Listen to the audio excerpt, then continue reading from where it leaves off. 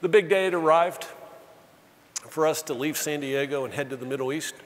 And the first 7 days of the transit were spent doing an exercise designed to increase our capability to defend ourselves. And we were doing this exercise with 2 other ships, USS Harry W. Hill, USS Gary. The Admiral was embarked on Harry W. Hill conducting the exercise.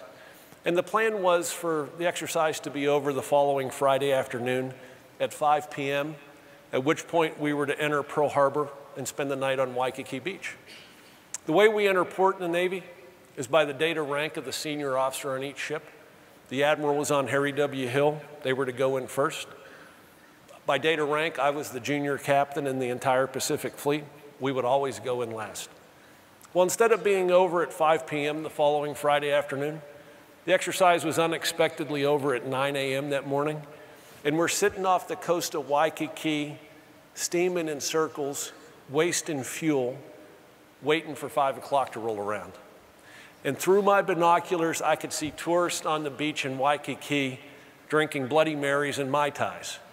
And I'm thinking, this is stupid. What are we doing out here when we could be there? So I called the captain of the Harry W. Hill. Why don't you ask the Admiral to go in early? He said, I can't. I've got an engineering problem. I can only fix it at sea.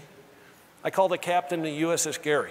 And I'm calling them on an encrypted satellite voice radio that any sailor on any of the 3 ships can punch in the button and listen to the conversation. I called the captain of the Gary. He was a traditionalist, top-down, command and control. Don't challenge the plan. He excoriates me in public. Who are you to challenge the plan? Shut up, you're going in last. So I called the Admiral. I got nothing to lose, I'm the junior guy. And in a very gruff voice, he demanded to know why he should grant Benfold something he's not granting the other 2 ships. I said, well, sir, the exercise is over. We're wasting fuel steaming in circles. I said, I got a piece of broken equipment I can only fix in port. And besides, my crew's been working hard. I want to put them on the beach in Waikiki early.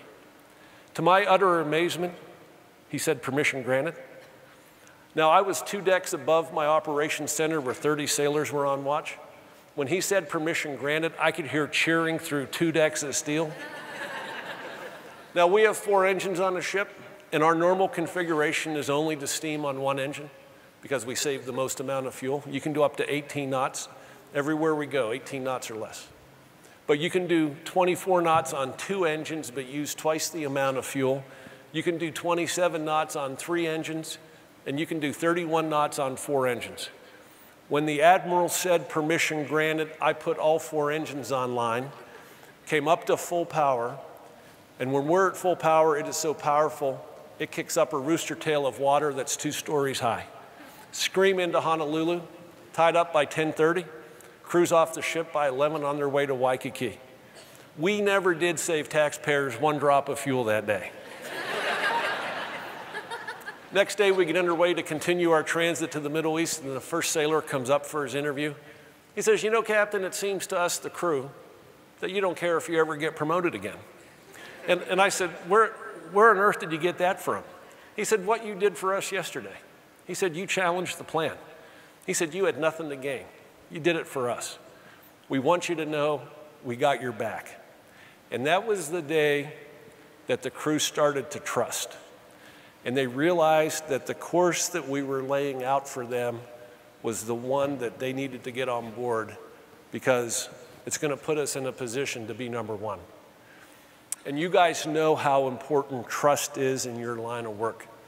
You know, your customers, me included, you know, trust your products.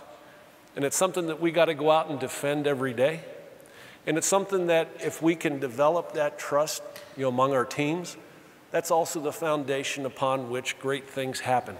People collaborate better. They work together better as a team. You know, also that you can put yourselves in a position to control your own destiny. And that's all I wanted for my crew, was to be the leader in our industry.